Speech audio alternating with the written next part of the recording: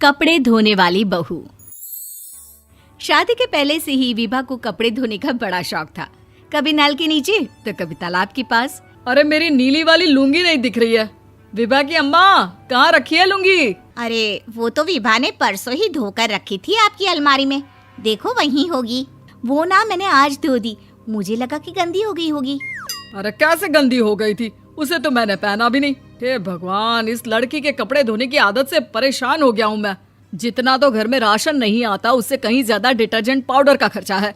इसकी शादी करवा दो, शादी जाए अपने घर में ही करे काम, फिर चाहे घर के कपड़े धोने हो या पूरे गांव के।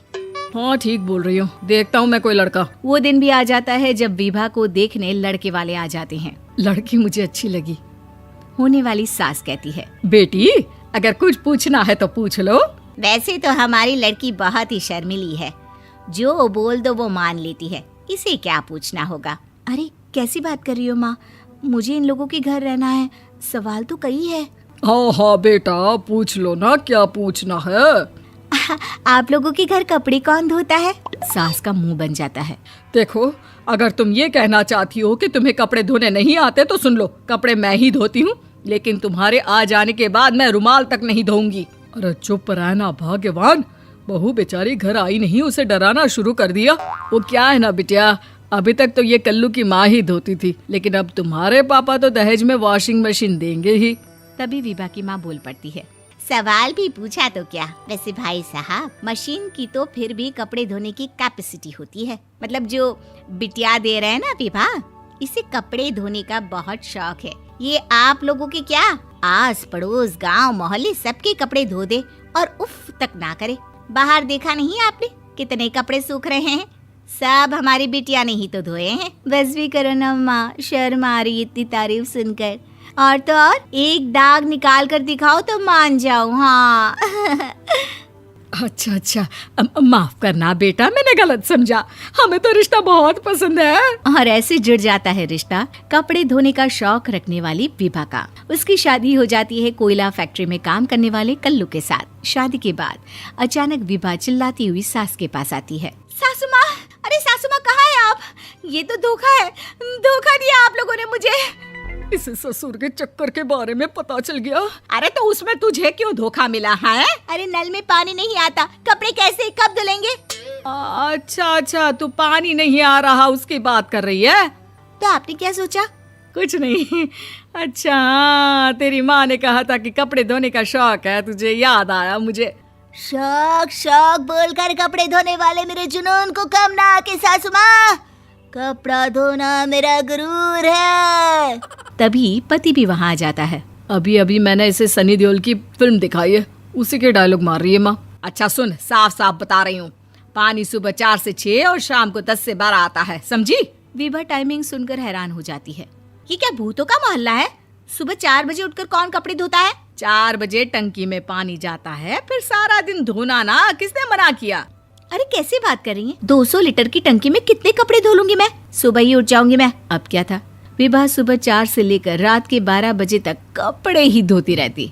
एक रोज सास पड़ोस से निकलकर कहीं जा रही होती है कि साथ वाली कहती है, हाँ कल्लू की माँ, जरा ये बताओ कि 2 साड़ी है, 2 ब्लाउज और एक पेटीकोट और एक नाड़े वाला लंबा कच्छा। हाँ तो?